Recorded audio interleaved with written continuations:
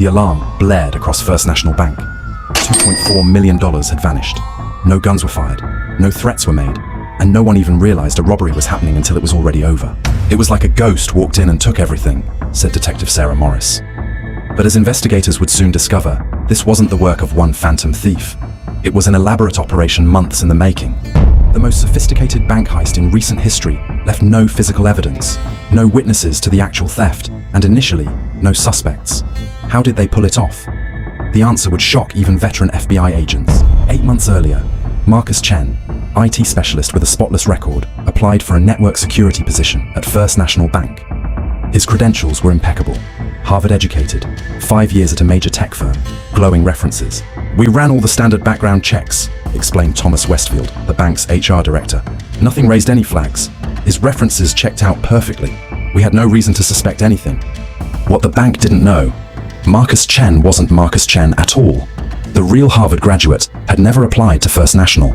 His entire identity had been meticulously fabricated by a mastermind known only as the Architect. On his first day, the fake Marcus was friendly but unremarkable. Co-workers described him as helpful, quiet, and always willing to stay late. No one questioned why he regularly worked overtime, often alone in the server room. "I actually thought he was just ambitious," said former colleague Jamie Diaz. "He'd volunteer for server maintenance on weekends. We all assumed he was trying to impress management. We couldn't have been more wrong." What looked like dedication was actually reconnaissance. During those late nights, Marcus was mapping the bank's entire network architecture, identifying vulnerabilities in their security systems, and planting virtually undetectable backdoors. By his third month, Marcus had gained the complete trust of management. He was given administrative access to critical systems, including the electronic vault controls that would eventually be exploited in the heist. But authorities would later discover Marcus wasn't working alone. Security footage revealed 5 different individuals visiting him for lunch meetings over several months. Each was part of an elite crew with specific skills. One meeting particularly interested investigators. A woman identified only as Sophie met Marcus 3 times. Security experts believe she was the social engineering specialist, the person who could manipulate employees into revealing crucial information. 2 months before the heist, Marcus implemented what seemed like a routine security upgrade. In reality, he was installing custom firmware that would allow remote access to the vault's timing mechanisms. "The genius was in the simplicity," explained FBI cybercrime expert Agent Daniels. "They didn't need to crack the vault's code. They modified the system to think the vault was supposed to be open during specific times." Meanwhile, another crew member focused on the human element. Bank teller Melissa Jackson received what appeared to be a customer satisfaction survey by email. It was actually spyware designed to capture her credentials. It looked completely legitimate, Jackson later testified. "It had our bank's logo, proper formatting, everything. I had no reason to think it wasn't an official company survey." What Jackson didn't know, her login credentials were immediately used to access customer databases. The thieves went after individual accounts. They were mapping the entire cash movement schedule of the bank. 6 weeks before the heist, a seemingly unrelated incident occurred. The bank's surveillance system experienced a 30-minute outage. IT determined it was due to a power surge and dismissed it as a routine glitch. Investigators now believe this was a deliberate test run. The team was assessing how quickly the bank would respond to a security failure and whether their backup systems could be compromised. "They were meticulously documenting response times," said Agent Daniels. "They knew exactly how long they'd have during the actual heist before physical security would be deployed. That's precision planning." 1 month before the heist, Marcus took a 2-week vacation. Bank records show he flew to Bali. In reality, facial recognition from airport cameras confirms he never boarded the plane. The planning was entering its final phase. While supposedly in Bali, Marcus was actually meeting with his crew at a rented warehouse outside the city. Inside, they had built a perfect replica of the bank's vault and security systems to rehearse the timing of their operation. "When we found the warehouse, we were stunned," said Detective Morris. "They had recreated our security systems with absolute precision. They even had a mannequin positioned exactly where the guard would stand during shift changes." 2 weeks before the robbery, Marcus returned from his vacation with a suntan courtesy of a tanning salon. No one suspected he had been meticulously rehearsing what would become one of the most sophisticated bank heists in history. In the final days, the team made their last preparations. Surveillance footage from various locations shows crew members purchasing burner phones, renting vehicles under false names, and establishing their alibi locations. The day before the heist, Marcus worked a normal shift. Security footage shows him smiling, chatting with colleagues, even bringing donuts for the break room. No one detected his mounting anticipation. That evening, Marcus stayed late again, claiming to update server software. What he actually did was initiate a dormant program designed to create a security blind spot the next day, precisely when the bank would receive its monthly cash delivery. The day of the heist began like any other. The bank opened at 9 a.m. Customers conducted routine business. The armored truck arrived at 11:42 a.m. with the monthly cash delivery, $2.4 million in mixed denominations. Marcus was in the IT department as usual, but unusually, he kept checking his watch. At precisely 11:45 a.m., he made a brief call from his personal phone. 3 words. Systems a go. At 11:46 a.m., something unprecedented happened. The bank's entire digital security system refreshed, a planned maintenance that Marcus had scheduled months ago. For 90 seconds, all digital records would show normal operations, regardless of what was actually happening. Those 90 seconds were all the team needed. As the delivery team wheeled cash carts toward the vault, they passed through what staff called the secure corridor, a 30-foot hallway with no cameras to protect the vault combination from being observed. This corridor was the perfect blind spot. Investigation showed that during those 90 seconds, someone activated the emergency exit at precisely the right moment. Bank protocol required staff to prioritize the delivery. No one investigated the door alarm. As the system reset completed, 2 team members, disguised as maintenance workers, were already inside the secure corridor. Using the bank's own maintenance cart for cover, they moved into position behind the cash delivery team. At the vault entrance, the head of security punched in his code and performed the biometric scan. Everything functioned normally. But what he couldn't see was that the maintenance workers had moved within striking distance. As the vault door swung open, one of the maintenance workers deployed a custom-designed device, smaller than a cell phone.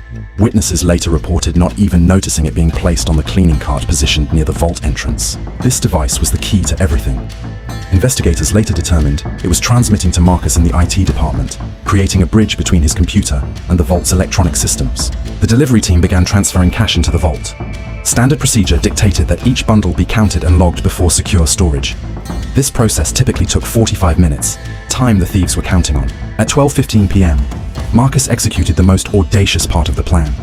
Using his administrator access combined with the planted device, he quietly triggered a fire alarm, but only in a specific, unoccupied section of the bank's basement. Bank protocol was clear. During any fire alarm, vault procedures must be suspended, and all personnel must follow evacuation routes.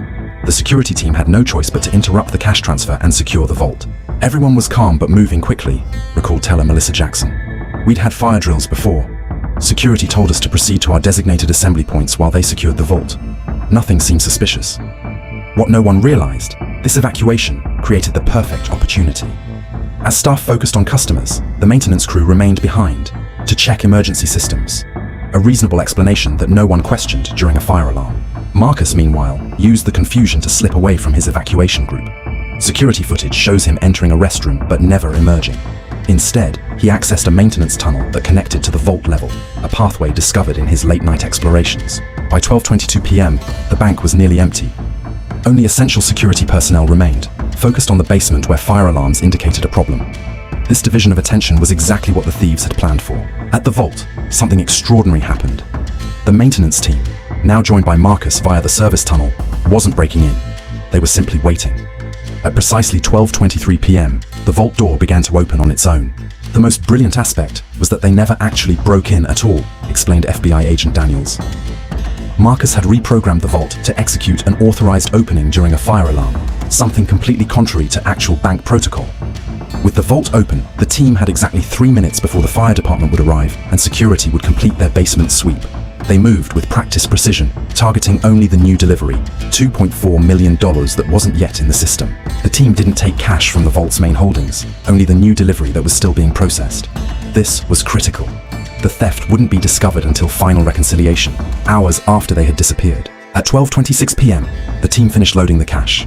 Marcus, using his administrative access one final time, reset the security camera feeds to erase their presence and reactivated the proper vault locking sequence. As the vault door swung closed, the team split up. Following predetermined routes, they used maintenance pathways to exit through loading docks and emergency stairwells, areas temporarily unwatched as security focused on the fire alarm. By 12:30 p.m., the fire department arrived, finding no actual fire. The bank's emergency protocols had been followed perfectly. Security did a final sweep, confirmed the vault was secure, and allowed staff to return. The perfect heist was complete, and no one knew it had happened. It wasn't until the end-of-day reconciliation at 6 p.m. that the bank realized something was wrong. The delivery logs showed $2.4 million received, but the cash was nowhere to be found. By then, the thieves had a 5.5-hour head start. The bank immediately contacted the FBI. When agents reviewed the security footage, they found nothing unusual, until they noticed that Marcus Chen hadn't returned from the evacuation. His desk was cleared out. His phone disconnected. He had vanished. The most disturbing part was discovering how deep the infiltration went, said Bank President William Hargrove. Marcus Chen had never existed. The Harvard graduate, the references, the employment history, all fabricated with extraordinary skill. As the investigation expanded, authorities made a shocking discovery. The maintenance workers who had accessed the vault weren't bank contractors at all. The real maintenance company had no record of servicing the bank that day. The FBI's hunt led them to the warehouse where the team had rehearsed. They found discarded equipment, practice vault components, and one crucial mistake: a receipt for specialized electronics purchased with a traceable credit card. This receipt led to the architect, Alexei Kuznetsov, a former cybersecurity expert who had been fired from a major bank 3 years earlier. His digital fingerprints matched the programming style used in the vault hack. Within 2 weeks, international law enforcement had tracked Kuznetsov to a luxury villa in Thailand. When they raided the property, they found sophisticated equipment, but no money and no suspects. They had vanished again. To this day, only one team member has been apprehended. The fake maintenance supervisor was caught 6 months later in Argentina, living under an assumed name. However, he had only $50,000 of the stolen money. The rest, and the other thieves, remain at large. First National Bank implemented sweeping security changes: biometric verification for all employees, redundant surveillance systems, no shared access codes. Yet security experts warn, as long as humans control the systems, social engineering will remain the greatest vulnerability. Perhaps most disturbing was what investigators found in Marcus Chen's apartment. A handwritten note reading only, "The digital world has blind spots humans can't see. We simply walked through them." The perfect crime wasn't about breaking in. It was about being invited through the front door.